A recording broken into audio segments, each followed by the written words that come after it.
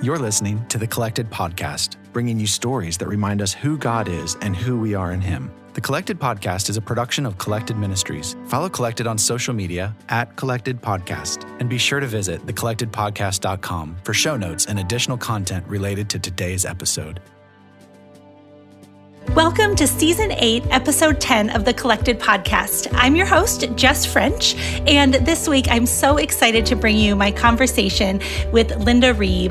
And we were connected through one of my coworkers at Pine Lake, and I was just so excited as I started to talk to her on the phone and hear a little bit of her story. She is the founder of MomsMentoring and has an amazing book called Wise Moms, which she will talk to you more about in the episode.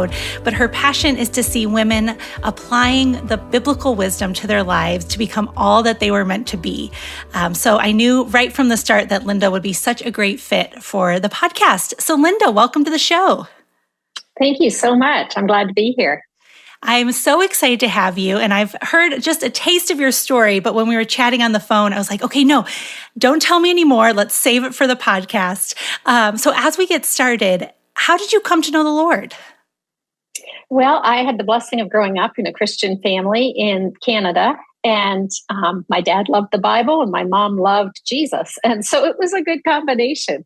Not that any family is ever perfect, because that does not exist, but it was a very nice Christian family where I really got to see people who loved the Lord and tried to just follow what the Bible teaches each and every day. And so that made, of course, a huge impression on me. And I went through my own journey of faith as I had to figure out how to make faith my own and not just coast along on my parents' coattails. But it was a huge blessing to have that heritage.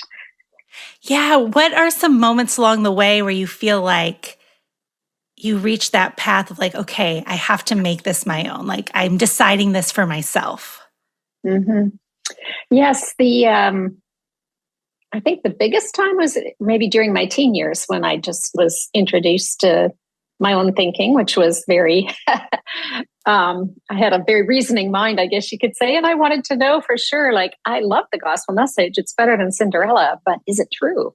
And what about Muslims? And what about Buddhists and all the other faith systems in the world? How do we know for sure that this is not something that we're just thinking wishfully about because it's a great story?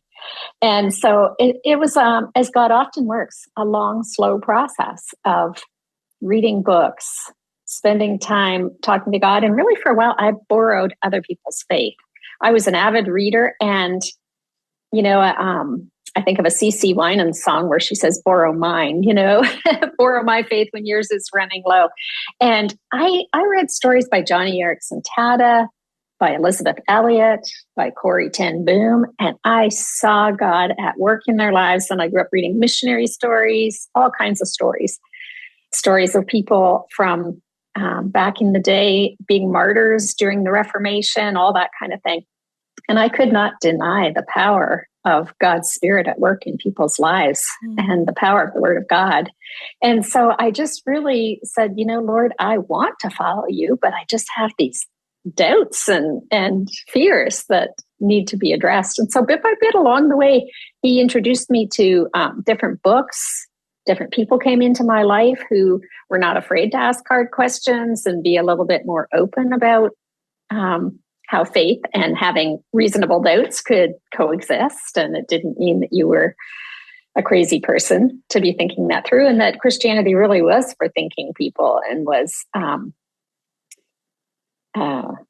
not contradictory to everything that a reasoning mind would go through to figure things out. So just no one overarching thing. I do remember when Lloyd and I, my husband, first married and having children, we moved from Canada to North Carolina in 1995, and we wound up at a church that was a seeker church, which for anybody not familiar with it, it's just more geared towards reaching out and including people who don't have a church background and are kicking the tires of Christianity and are saying, hey, is this for real? What's up with this? And more contemporary. So in a way, it felt like that was a piece of what God did to answer some of my questions, because I thought, great, if any of my children have that same reasoning mind, we are in a setting where it's encouraged to ask questions, to kick tires, to have reasons for why you believe, and to know what those reasons are in the whole apologetics scene. And so that was an encouragement as well. Yeah. What would you say to someone who's listening right now who is wrestling through a lot of those same questions about, like, well, how can there only be one way? What about Islam and Hinduism? And, they're kind of in that season of their faith journey and struggling with some doubts right now. Yeah. Well, I think there's some excellent resources out there now. It has become more common more mainstream for those questions to surface and to have come across some great answers. And so I know Josh McDowell has some really great books that have been helpful. One I used with children was Don't Check Your Brains at the Door. And the byline was Know What You Believe and Why. And it just went through basic apologetics at maybe a 7th, 8th grade level that kids could really relate to, just before they get into all the new waves of thinking and stuff that comes at them in high school. And so that was good. Lee Strobel's book, The Case for Christ, is a classic. And one that really helped me was C.S. Lewis's book, Mere Christianity. It was a little tough to read, but it was worth it. And I don't know, God just, for me, it was books. For someone else, it might be a podcast or just, talking to a pastor or a friend who has a heart for that kind of thing. But now I'm so grateful that we've got a whole library, because my husband was evangelism pastor for a while at a church. And he taught a secret class that you could only come to if you weren't a Christian yet. And you had to come with your big question. Like if you had God on the phone and you knew for some reason that it was God, even if you don't happen to believe in God, and you could only ask him one question, what would you ask? Whoa. And so they just started from that premise, which I thought was respectful of people having really seriously deep questions for God, And they started from that premise. And then they read through all of Jesus' I am statements in the Gospel of John, and just looked at all those and told those stories. And it was interesting that it was in the context of going through the Bible's I am statements that so many lights came on and burdens got lifted and people came to know the Lord. It wasn't through a whole ream of smart answers. It was through a relationship with Jesus. And so I think it's always kind of boils down to that. But I'm grateful that I'm no longer wrestling with all those questions. But I have a big heart for anybody who is. Yeah. And we will link all those resources you mentioned in the show notes so that people can easily find those and access them and, start digging in on their own a little bit more. So as you continued to walk with the Lord, I know he has had you on quite the journey of discovering your purpose and what he's called you to do. So could you tell us a little bit about that? Yeah, well, it's like anybody's story. There's a few different aspects to it, so I'll try to condense it here. But God kind of came at me in a very circular way. One thing was in mid-30s, I got panic and anxiety attacks and had to really, just kind of bow out of a lot of things for a year. And so it was an interesting time. I learned humility. I was very thankful for whoever developed Prozac. I had to go on that for a year. And I came away from that year just saying, wow, I can't do so many different things. Because before then, I was kind of a girl that thought, okay, I'm a Christian lady and I've got gifts and talents. I want to be useful in the kingdom and bless other people's lives. And so I was a room mom at school and I worked for Habitat for Humanity on a part-time basis. I was a dental assistant, worked part-time in a dental office once my kids went back to school after taking a few years off. And then I taught Sunday school and I played in the band at church and, did a backyard Bible club for neighbors in the backyard. It was just all fun stuff. And why would you not? It was great until it just became too much. And so God really put me on a sabbatical for a year. And I came out of that kind of seeing that, okay, I can't do 18 things anymore. To this day, I'll get tingly fingers and tingly cheeks if I have too much going on, either in my, I'm not sure I have ADHD, but I'm pretty sure I'm self-diagnosing a little bit of that. So my head can get going on too many tracks at the same time, as many of us are familiar with. And so if my calendar or my head get too busy, then those are my warning signs. So the other thing that happened that year was 4 of our friends were all going through a divorce. And I'd never been around divorce very much. And the pain from it on all levels was just pretty overwhelming. And 3 of the families were Christian families, which made it even sadder. And we were at a church where a lot of people came and were new to faith, wanted to be Jesus followers, have a Christian family. But really, when it came right down to it, they were a little unsure of what that even meant for their everyday lives. And so I sat in on a parenting class, and people would ask questions like, my friend Sarah taught it, and they said, well, Sarah, like you mentioned focus on the family. What is that? Or you mentioned a family devotion. What is a family devotion? Or I should probably pray with my kids, but like I didn't grow up praying and my spouse's family didn't grow up praying. So how do you start that going?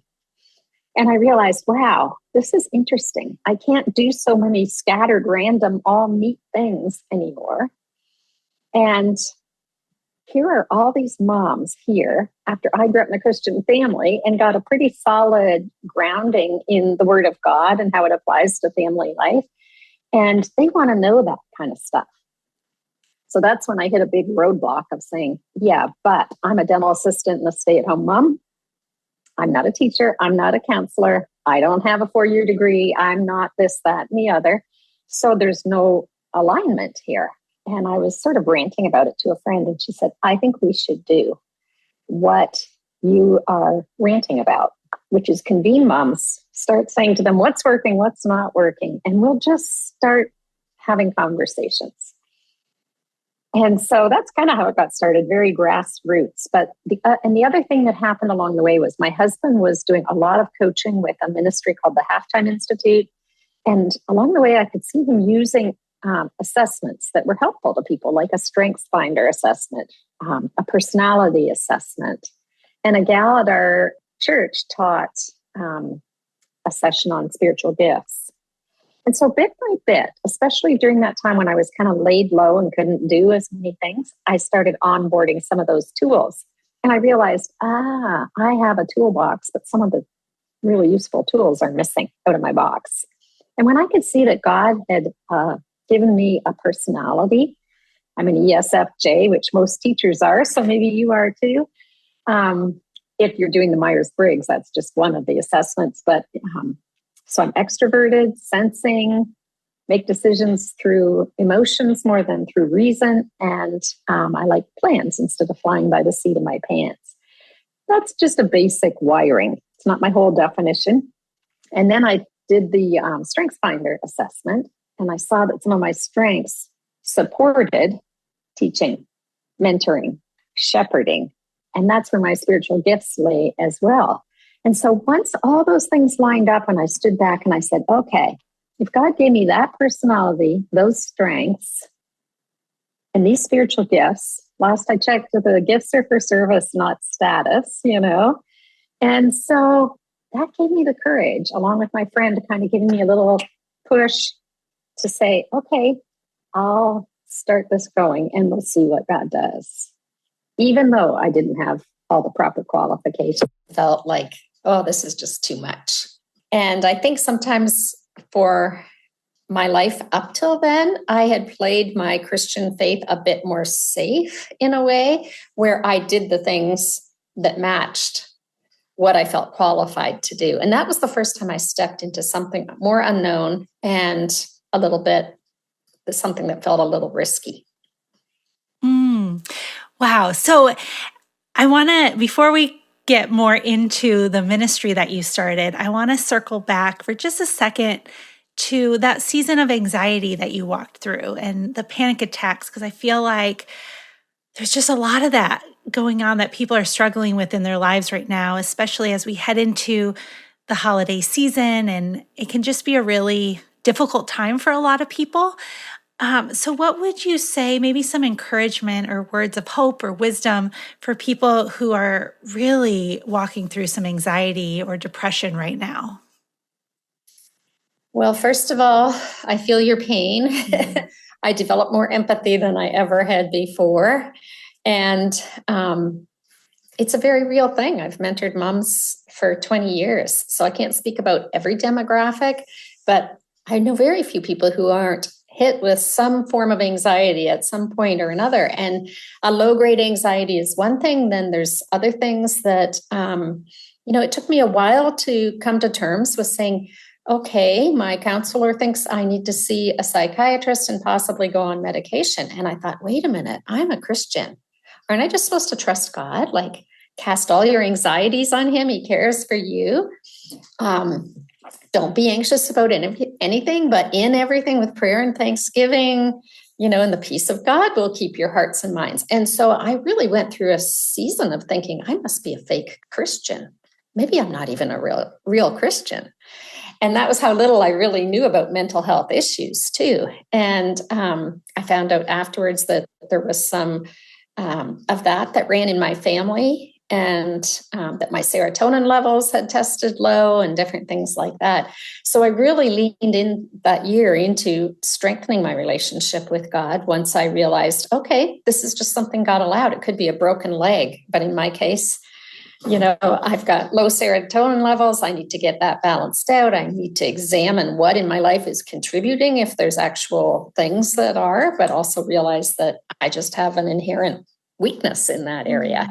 And to become way more empathetic for anybody who suffers from any degree of mental health issues, because whether it's bipolar or schizophrenia or panic attacks or anything, it's very, very real and very scary.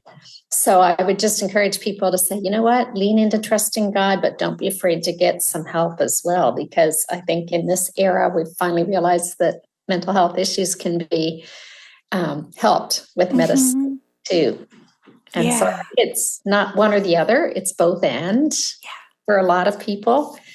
And it doesn't have to be a long-term thing. A lot of people are able to get some temporary help and then wean off whatever medication they're on and get back to, you're of course always looking at sleep habits and nutrition. And do you have serenity in your life? Do you have mindfulness or meditation as practices, or time to read the Bible and pray, things like that, which are wonderful resources. So always, I think first as Christians, we look at those things, because if they're missing, then that could be the first place to start, to just shore up doing the best you can to get as healthy as you can. But if it is something more serious, you would never, if you need insulin, you would never say, oh, I'm just going to tough it out and try to just trust God. You would go to the doctor and get your insulin for your diabetes. And so I had to finally come to see mental health issues sometimes as being aligned like that as well, and be okay with getting the help I needed. I used to think, oh boy, I'm going to have to forever, for the rest of my life, I have to check the box that says, yes, I've been under psychiatric care. And now I check that box with a flourish and I say, yes, I was. God allowed it. It came about in an interesting way. And I am so grateful. It was just such a life changer. Yeah. Oh, that's amazing. And I really think somebody out there needed that reminder that like what you're walking through right now is not forever. Like, you will see your way out of this, because when you're in it, it can feel like, well, this is my life now. This is forever. And that feels so daunting and discouraging. Yes. But I read a book right then, The Anxiety Disease, I think it was called. And they told some case stories. And one of the men had been a fighter pilot in World War II. And he said years later, he got panic attacks. And he said he'd take fighting in World War II in an airplane any day over having to struggle through that season of panic attacks. And that encouraged me to see that it was a real thing. And I wasn't just making it up or going crazy, And so that was encouraging. And I remember there was a song we were singing at church just then, and it had a line that said, all I want is what you want for me. And I remember saying, unless, Lord, you want me to feel like this for the rest of my life, and then, no, thank you. And so we all face no thank you situations. And, I've had seasons where I've had medical help. And after that year, I was able to wean off, and I stayed off for 20 years. And then I went back on temporarily. And so it's sometimes once and done. And sometimes you need ongoing support for a long time. But God knows all about that. And I just feel like saying to people, trust God, talk to your doctor, and it won't be like this forever. So Don't give up hope, for sure. Thank you for that. So back to your story with the ministry, we kind of left off where you're at this crossroads and going to take this leap in this whole new direction that you've never done before, and how kind of scary and maybe exciting, and there's so many emotions with that. So what happened next? Well, we just met for a year, once a month, and I asked the moms, what is working at home and what's not working, or what feels like a struggle?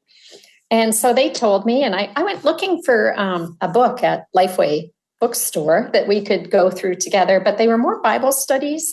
And I could tell from what the women said that they wanted something that was more hands-on, Bible-based, but practical wisdom for everyday life, with little kids at home. And so that's when I just started writing my own curriculum, basically. And then during COVID, so fast forward, that went on for 15 years. And then during COVID, we couldn't meet in person. And also there were a lot of people starting to be mom mentors and mom influencers who had drifted into progressive Christianity and weren't as certain that the Bible was really the inspired word of God, and just had different, less orthodox beliefs, who were influencing a lot of moms. And so I just really felt like, okay, let's take what we've been talking about, because all the moms said, wow, these topics have been so helpful. And then I wanted to put them in a format where anybody anywhere in the world could take this little book and gather and convene moms and say, hey, you know what? I care about Christian families. I want to support moms in the world, anywhere. And let's have these conversations, and then just adapt them to their own particular groups. So whether you're working with a bunch of housewives in the middle of Iowa, a bunch of moms in the middle of a slum in India, a group of women in South America, middle of Germany, it doesn't matter where, all the topics are about marriage and parenting and the relativeness of the Bible's teaching to those things. So how moms are about those kinds of topics. Each topic alone could be an all-day discussion, right? But so I just thought, if I can write a book that blesses moms, that's great. And we'll just put the content in that I've used for the last 15 years. But I would really also love to encourage women. There's so many wonderful Christian women who've raised families, have seen God at work in their lives. But like me, they say, well, I'm not a teacher. I'm not a women's leader at my church. I am not this, that, and the other. I'm not qualified to do that. And I would say, think again. Perhaps not for everybody, because we all have different callings, but perhaps there's some people listening who say, wow, I too have a shepherding, mentoring heart, and I care about Christian families. And if I could take that book, and then I set it up so that anybody who does want to lead a book study or partner with their women's ministry leader at their church to do something like that for the young moms in their church, there's a one-pager that each mom can take home after each session. There's a whole group of Bible verses that align with each chapter and a discussion guide. So it makes it really simple to just have a get you started amount of curriculum and then take the conversation wherever God wants to take it for your particular group. So kind of a double prong. Yes, the book's out there for moms, but I'd love to encourage mom mentors, mom leaders, ministry leaders to use it as a book study too, and have those conversations, because so many moms now I found were influenced big time, of course, by the culture around us. Some of them came and they were from all different backgrounds. Some were not from a spiritual, religious background at all, and they were new to faith or kicking the tires, trying to figure out, really, does the Bible really have anything current to say about family life and marriages? Isn't it just old-fashioned? And a lot of stereotypes that have been put out there instead of being able to see all the blessings and benefits of being a Christian family and having a Christian marriage. We even talk about learning to, we have a topic we do on conflict and communication skills. So I'm like, hey, who in here doesn't ever fight with your spouse or with somebody? So they all say, oh, yeah, well, yeah, we do. And so I said, well, what would it look like to learn to fight Christianly? And they're like, what? Is that even a thing? And I said, well, last I checked, there's sin in the world. And with sin comes conflict and struggle and miscommunication and all the things we won't have to endure in heaven. But for now, there it is. So what are we going to do about that? What's the way to handle conflict, to manage it in a Christian way, to model it for your children so that they see and learn grace and forgiveness and a proper apology and restitution and all those things. And so it's so fun because I do a little bit of teaching, but then there's a whole ton of discussion. And as I walk around amongst the tables of women, deep in conversation about saying, hey, what Linda just said, that was awesome. But here's how it plays out at my house. In the morning, when my husband, when my kids, and they're deep into their story, and they learn from each other. And there's just so much pure learning that is really priceless. Wow. And how cool for you and powerful to, you're in the room, you're seeing all these discussions happening and just knowing God blessed you with this because you gave him your yes. Mm-hmm. Like when you were at that crossroads, you didn't know what was going to happen next or what the Lord would do with it, but you chose to give him your yes and just trust him with it. And so as you've seen this grow, have there been any surprising doors that he's opened along the way that have just completely blown you away? Well, one thing that happened that was kind of fun was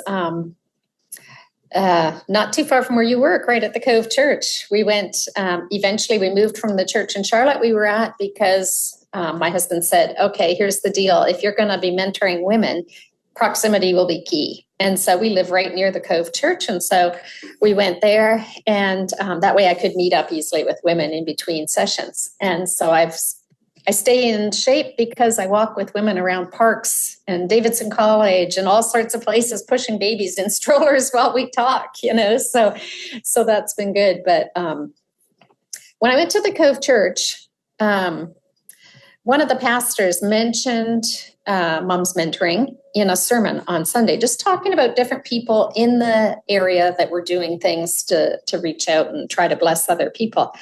And so a lady came up after the sermon and she said, hey, great sermon. I loved what he talked about, but does that lady who does the MomsMentoring, is she here?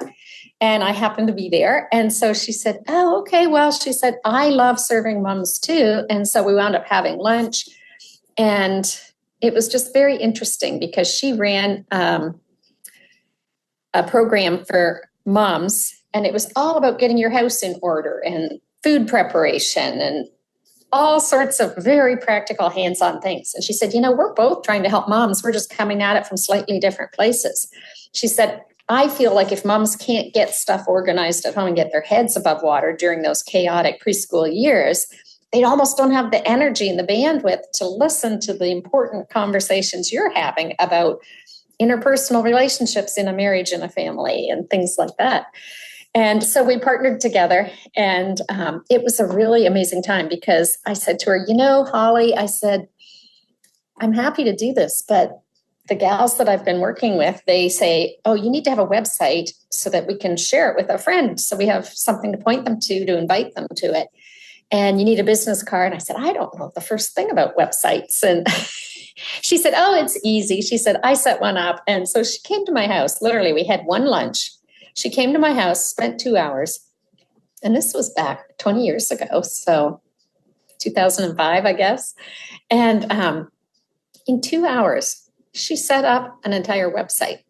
Up, done, running. And she just was nonchalant about it. And that was when I said, okay, if God can orchestrate that I just happen to meet her, she's available for lunch. She comes to my house, sight unseen, didn't know me from Adam. And there she is. And she's like, oh, this is fun. Okay, good. You're good to go.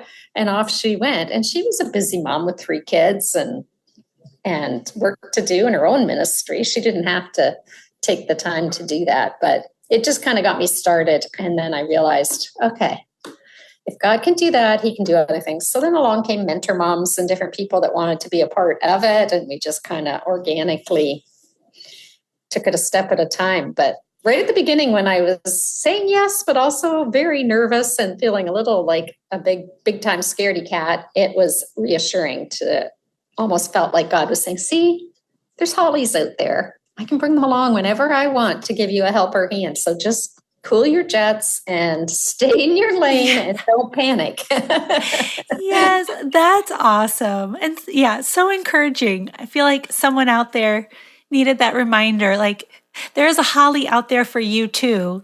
Yeah. Who can come alongside of you and get you to the next step that God is leading you to. My husband, he teased me, he said, you love the story about the Apostle Paul and he's escaping over the wall in the book of Ephesians or in the Acts when he's running away and running for his life, really. And he said, you love Corrie ten Boom's story and people that have struggled for their faith. And he said, then when God takes you out of your comfort zone and puts you in a setting, you kind of freak out and say, this is not good. He said, you need to put yourself in Paul's shoes or Corrie ten Boom's shoes. And it wasn't easy then either. But so I kind of just did a little bit and it was actually very fun. Yeah. Oh, that's amazing. Yeah. We're kind of wrapping up here almost, but I wanted to get to some practical tips for moms out there, or maybe dads or grandmas, or maybe you're an aunt or an uncle and, you work with your nieces and nephews. Some tips maybe as we're headed into the holidays. So if you're listening to this episode when it airs, it's early December.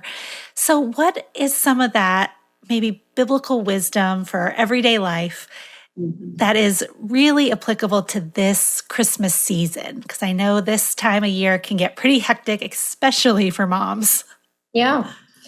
Well, I like borrowing. And so when you have difficult family members, then I think it's fair to say, God, I don't particularly love this person and I don't even like them. And I'm supposed to love everybody because I'm a believer. So because I don't have what it takes to conjure up those feelings, could I borrow your love for them, that agape love? And I've done that in my own life. And it just allows my shoulders to relax and I take a deep breath and I'm like, oh yeah, I don't have to be all that. I can borrow his all thatness and apply it to my little stinky situation here that I'm not in love with, And so I think that's a real thing, is borrow God's strength. Lean into saying, right now, can I borrow your patience? Can I borrow your unconditional love for this person? And sometimes I have a mantra when somebody's being a little bit obnoxious. I'll just say, made in the image of God. And I remind myself, we're all made in the image of God. And they have their strengths and struggles, but so do I. And as much as they're driving me crazy, maybe I'm driving somebody else crazy today as well, So just that ability to kind of be a little more of a shock absorber and just let things be a little bit. I think that's important. But also, one of the things that I've encouraged moms to do is I ask them, and year after year I would ask them, I said, do you know your mother-in-law's love language? And they're like, what? I said, well, she's a person. She has a love language just like anybody else. And so that was interesting because they realized, as much as it's easy to focus on my mother-in-law's, the things that bug me or that I think are deficient, what are her strengths? What is her personality? Maybe that reason why she gets I remember my mother-in-law once, she said to me, are you always this fast in the kitchen? Because I had a more hyper personality and I was an extrovert and she was an introvert. And she just asked it in kind of a nice way with a bit of a chuckle, but I could tell that I was sort of swamping her a little bit with just zoom, zoom, zoom, flying around the kitchen, getting things done. And so it was helpful to just think about, hey, you know what? When I'm working with mom in the kitchen, what if I just go at a little more peaceful rate? And she won't feel rushed and breathless. And it could be a contributing factor. So I just think basic, obviously the golden rule, do to others as you would have others do to you. But I think Jesus was a master at, if he could work with Peter, and then he could work with Lazarus, he could work with Mary, and then Zacchaeus. Think about all those personalities, And so I think knowing how people are wired can go a long ways towards having more understanding and finally even maybe some love and affection. Wouldn't that be sweet for Christmas? Wow, those are both such great and practical tips. I'm going to keep that with me all year, especially the borrowing. Because I feel like as a teacher, I'm constantly feeling overwhelmed or a little stressed out or maybe frustrated with my students and they're not listening and they're not following directions. Yes. And I have to constantly Lord, these are your children. Help me to see them how you see them. Give me your love for them. I need to borrow some of your love. Because right now, children, if God blesses you with children down the road, and a lot of moms I know raising my kids, there were always times where it was easier to get along with two of the three and a third one was being a bit of a problem. And then 6 months later, it would shift around. But I realized, okay, I've got to ask God, when that person is bugging me, I've got to go deeper in extending love. Not the tendency was to want to retreat a little bit and say, leave them alone. They'll snap out of it eventually. But I think, as Christians, we learn with God's help to do some of the opposite where we lean in instead of pull back. Ooh, that's good. That's convicting. For me too. This holiday season, whenever you want to draw back, take it as a reminder from the Lord to lean in and see what he can do. Yeah. That's good. He can do, really. So before I let you go, one final question. What did I miss? What is something you would love to leave us with today?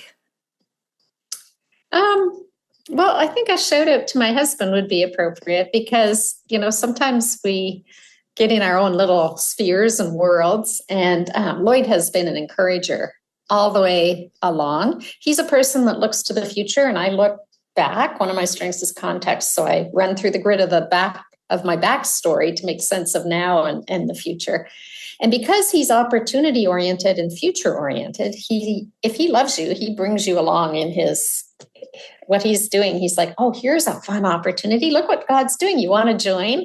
So he's always included me in what he's doing. And that gave me experience and exposure to doing some public speaking, to being around people who were real thought leaders in the kingdom of God. And so that's been a huge encouragement. And then he's never nonplussed by my lack of experience or skills. He's like, well, so what? That's where you are. Where are you going?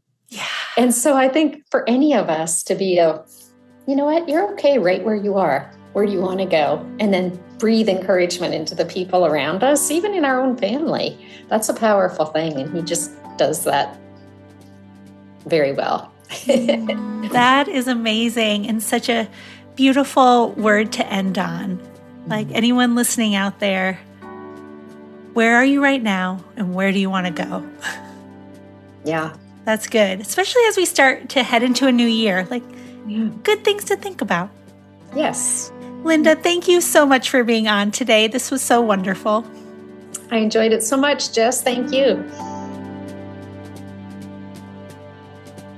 I loved that conversation with Linda, just hearing more of her story and how God took her out of her comfort zone and used her in ways that she could have never dreamed. And she has written such a beautiful story in her life. And I really, truly believe that God wants to do the same for you. He's already doing the same for you.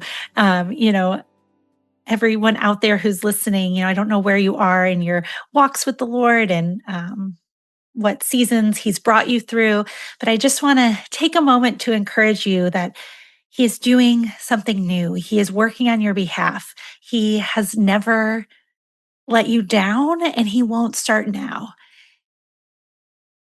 When you have been let down in life, God is still working on your behalf. He is still fighting for you. He still loves you. He is still with you. His presence is still,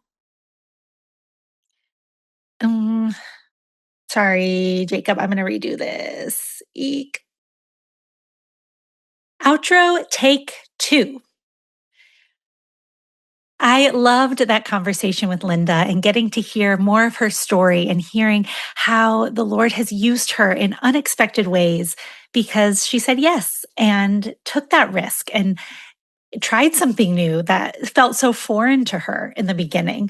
And so I feel like there's people out there who are in that spot, or maybe they've already given their yes and they haven't seen anything happen yet, or they're still waiting or still wrestling through some doubts or fears. And my prayer for you in this next season, as we start a new year coming up in a few weeks, is that you continue to lean into the Lord, trust his promises to you, and know and believe that he is working behind the scenes, even when you can't see it.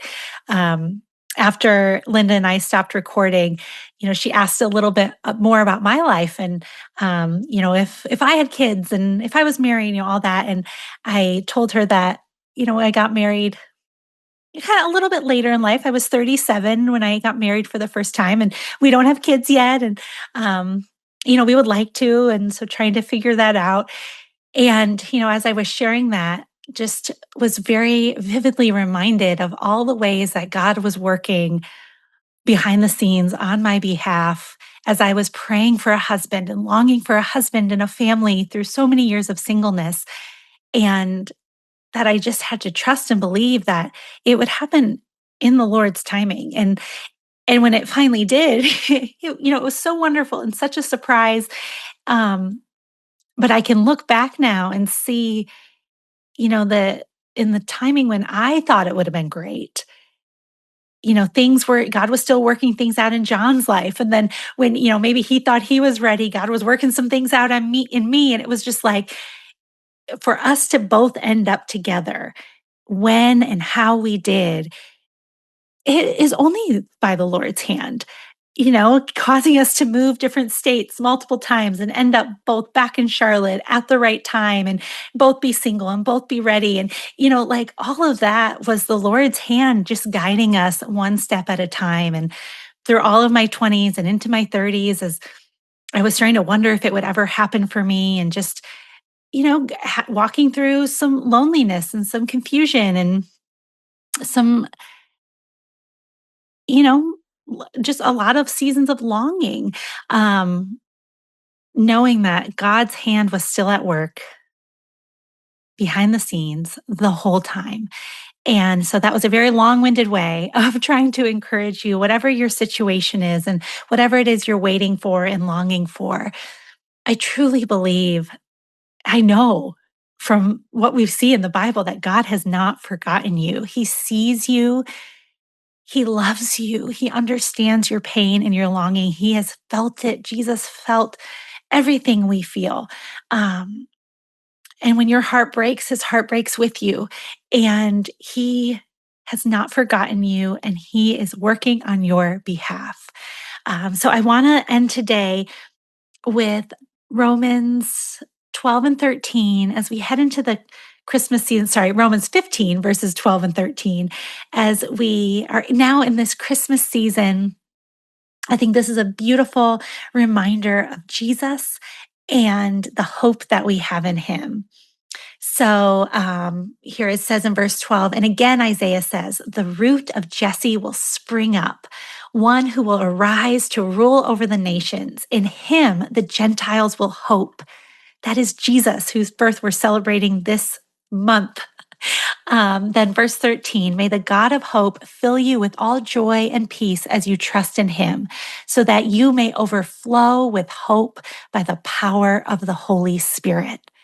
This is my prayer for us this Christmas season, that in the midst of the busyness and the stress and the parties and the planning and the money we're spending, just all the craziness, that we will remember that it is the Lord who fills us with hope and joy and peace as we trust in him. And it's not just for our own benefit, but it's so that we can overflow with hope by the power of the Holy Spirit. If we're overflowing with hope, then we're pouring it out on others. Like, it's not just for us. It's supposed to overflow and bring hope and encouragement and the presence of the Holy Spirit to all those who meet us. So I pray that you are just a fountain of hope to others around you this Christmas.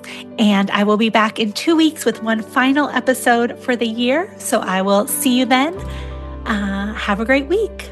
Bye.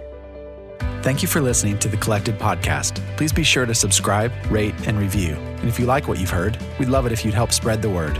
Check back here for new episodes dropping every other Thursday. You can follow along on social media at Collected Ministries.